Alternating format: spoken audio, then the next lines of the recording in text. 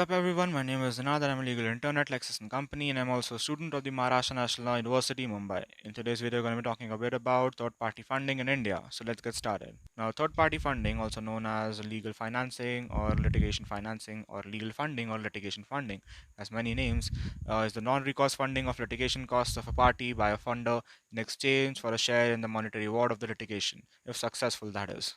A third-party fund, that is a TPF, may cover the costs of any kinds of dispute resolution mechanisms, or be it a traditional litigation, or arbitrations, or even mediation. It is a manner of leveraging capital while the dispute is ongoing and is often considered to level the playing field between the parties in dispute.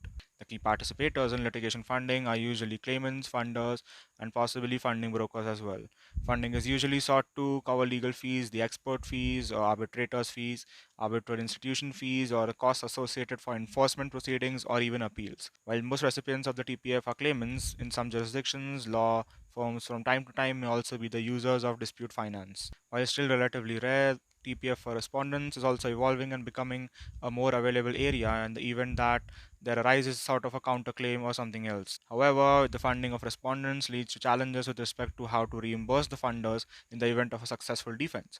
Now, in some cases, the defense of a claim could also be included in a portfolio's agreement. Now, as for the Indian context, a TPF isn't expressly illegal. In fact, it is statutorily recognized in the case of civil suits, that is, under the Code of Civil Procedure in states such as Maharashtra, Gujarat, Madhya Pradesh, as well as Uttar Pradesh. This consent can be adduced from Order 25, Rule 1 of the Code, which was amended by the states of Maharashtra and adopted by Gujarat, Madhya Pradesh, and Uttar Pradesh, which provides that the courts have the power to secure costs for litigation by asking the financer to become a party and depositing the costs in court. Although the same isn't the case with criminal law or arbitration, there have been several decisions by the judiciary that provide guiding jurisprudence in the matter. As a condensation of these various judgments, even arbitration as a form of dispute resolution has indirectly acquired the power to have legal TPF during its proceedings.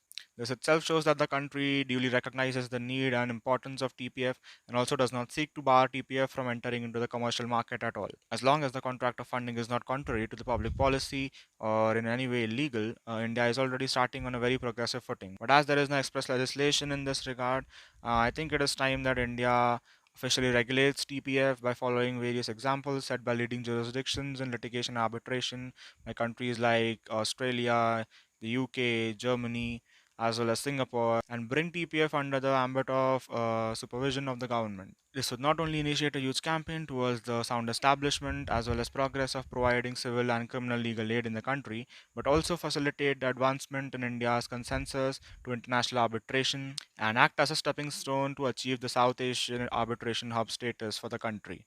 Now that is all for this video. If you learned something from it, do definitely like, share, and subscribe. To comment down below any suggestions, questions, queries, or opinions you have regarding the video. That's all. Thanks for watching, and I hope you have a good one.